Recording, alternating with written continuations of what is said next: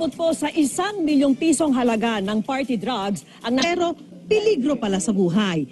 Nasabat ang mga illegal na droga na posibleng mula pa sa Europa sa buy-bust operation ng Philippine Drug Enforcement Agency sa Mandaluyong kagabi. Iba-iba rin ang pangalan. Punisher, Pacman, Yingyang, UPS at Tesla. Kung may brand name siya, mas madali yung recall. Mas madaling umorder. Gusto ko ng Tesla, gusto ko ng Pacman. Gusto ko ng Superman. Okay. So hindi mo na kailangang i-describe sa kanya yung kulay dahil meron na siyang brand. Pero ang sigurado, Ecstasy is uppers or stimulants, so super high. So kung gamitin mo yan ng sobra-sobra, So ang tendency mamatay ang abuser.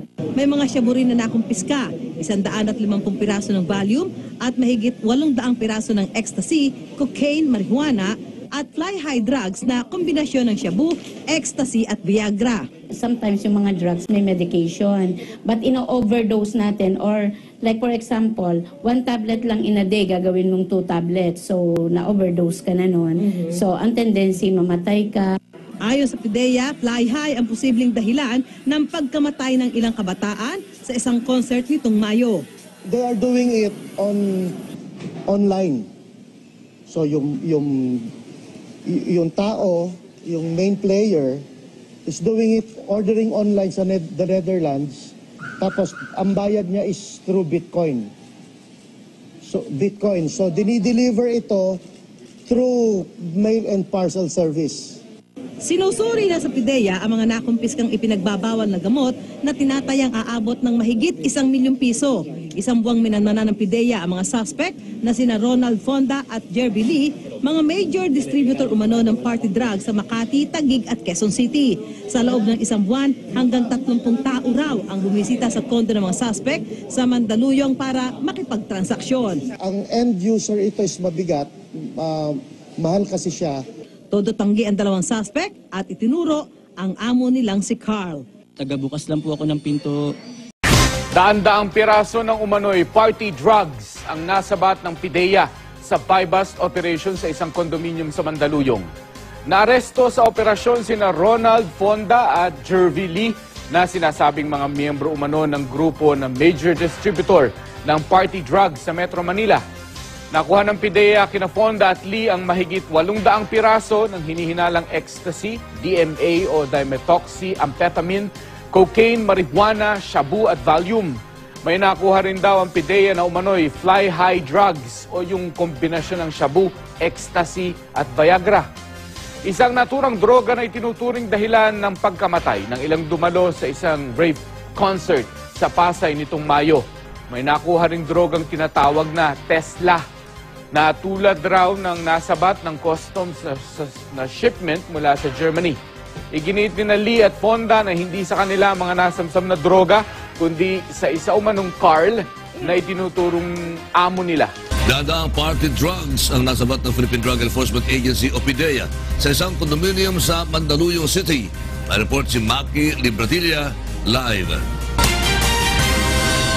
Maki? Lakay, mahigit 800 piraso ng iba't ibang uri ng party drugs tulad ng ecstasy at cocaine, kabilang na ang mga pakete ng marijuana at hinihinalang shabu ang nasabat ng PIDEA sa isinagawa nitong buy-bust operation sa isang condominium sa Barangay Highway Hills, Mandaluyong City kagabi.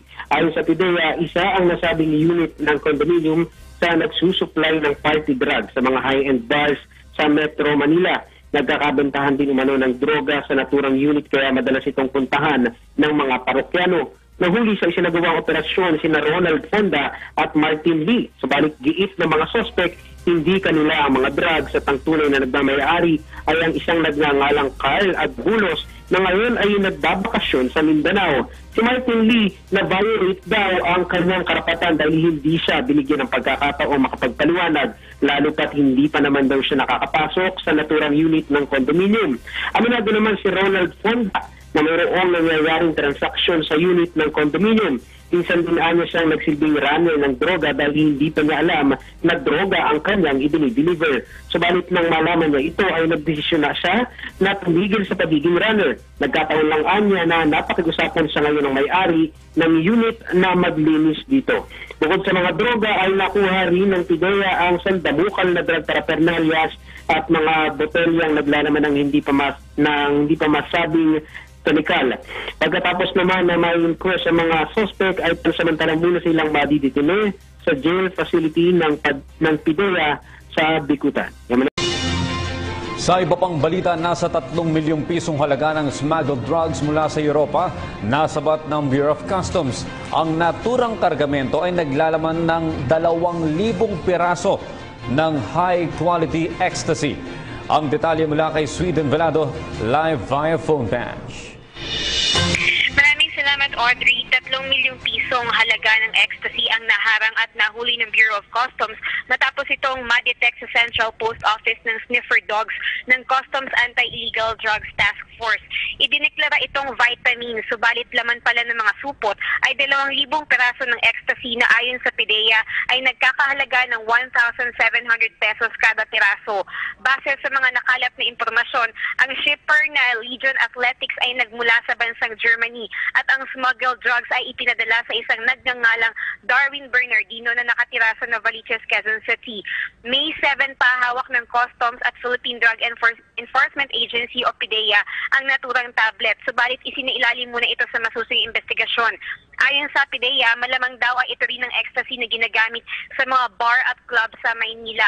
Patuloy pang sinusuri ng otoridad ang pagkakakilanlan ng shipper at consignee at inaalam pa kung may nag-e-exist ba talagang Darwin Bernardino.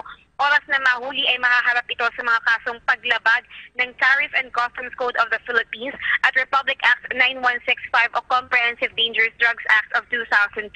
Nanindigan ang Bureau of Customs na kaisa sila ng pamahalaan sa pagsugpo ng pagpasok ng mga iligal na produkto sa bansa kabilang na ang mga ipinagbabawal na droga.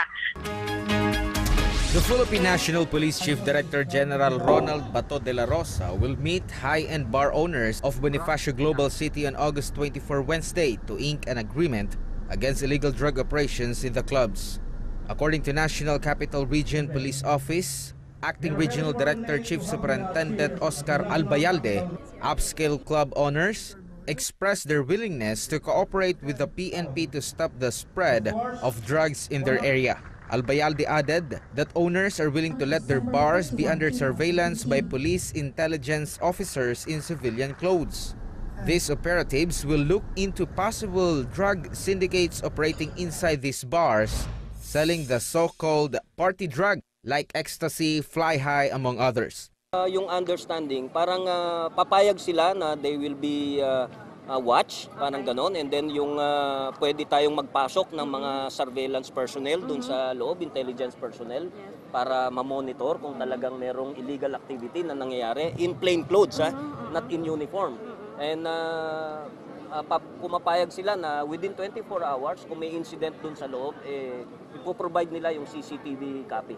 The proposed agreement was planned after the PNP arrested during a drug buy-bust operation a radio DJ identified as Karen Bordador and her boyfriend Emilio Lim that were tagged as party drug suppliers to some celebrities, singers, and fashion models. Mga local government officers like me, kasi kung magiging maigting yung kampanya ng kapulisan, napakadali for them to recommend to the local government to cancel their permits. At pagka naman, yan naman malinaw ho yan sa lahat sa inyo na may experience sa pag-negosyo sa City of Taguig, malilinaw ho natin yan na any form of illegal activities, kapag ka ho yan napatunayan at nahuli mismo dyan sa akto na nangyayari sa mga establishmento ninyo, wala akong compromise yung city dyan. Diba? Malinaw ho yan. Ilang beses ho kaming nagpapadala sa inyo at nag-organize ng mga meetings at sinasabi sa inyo na kapag ka ho mayroong mga illegal na activities, hindi na nga lang ho patungkol sa droga, any form of illegal activities sa loob ng inyong mga establishmento, no?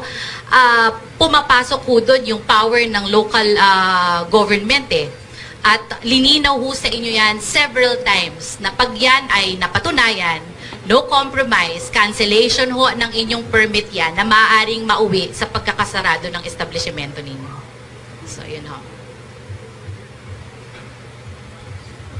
Para po kasi Senior Superintendent Apolinario, Ron Lopez po ng DZMM. Sir, posible po ba tayong magsagawa ng buy-bust operation sa loob mismo ng bars kapag po nakatanggap tayo ng tip na merong transaksyon sa loob? Kasi nakalagay po sa affidavit na yung ipapadalang mga operatiba ay for surveillance lang.